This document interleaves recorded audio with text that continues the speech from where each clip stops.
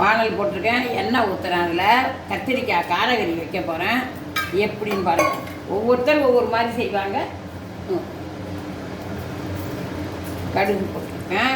கடுகு வெடித்ததும் வெங்காயம் இந்த மாதிரி நைஸாக அரிஞ்சு வச்சுருக்கேன். வெங்காயம் தக்காளி, வெங்காயம் சட்டை வதங்கணும்.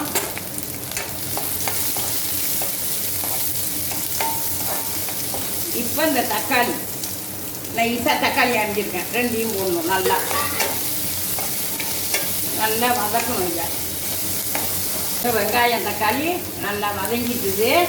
இப்போ இந்த கத்திரிக்காயை இந்த மாதிரி அரிஞ்சு வச்சுக்கணும். இந்த மாதிரி நைஸாக நீட்டாக அரிஞ்சிக்கணும். அதை அரிஞ்சு அந்த கத்திரிக்காயை அதில் போடணும்.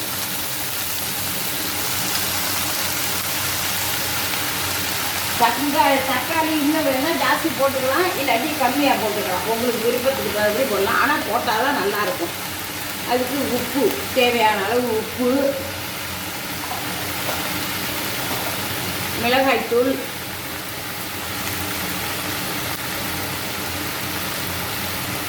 இது சாதத்தில் பசங்க சாப்பிடலாம், தொட்டுக்கலாம். எல்லா விதத்துக்கும் இது நல்லது. இது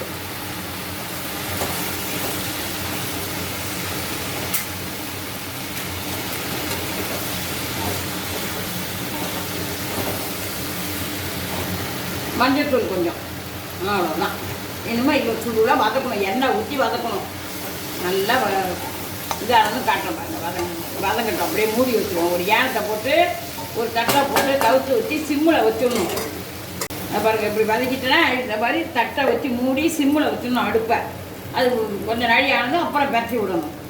பாருங்கள் கத்திரிக்காய் எப்படி வதங்கி போச்சு பாருங்கள். எல்லாம் வேக வைக்க வேணாம், அப்படியே போடணும். வெங்காயம் தக்காளியை வதக்கிட்டு அதில் இந்த கத்திரிக்காயை போட்டு உப்பை போட்டு மஞ்சள்தூள் மிளகாத்தூள் இறக்க போகும்போது ஒரு துளியோண்டு துளி இதை பாருங்கள். அதான் ஒரு ஸ்பூன் தான் ஊற்றணும்.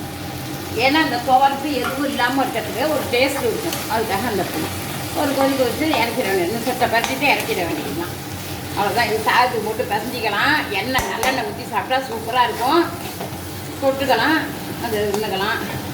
பார்த்துட்டு எங்கள் பேத்தி சேனலுக்கு செஞ்சு பார்த்துட்டு எங்கள் பேத்தி சேனலுக்கு சப்ஸ்கிரைப் பண்ணுங்கள், கமெண்ட் பண்ணுங்கள்.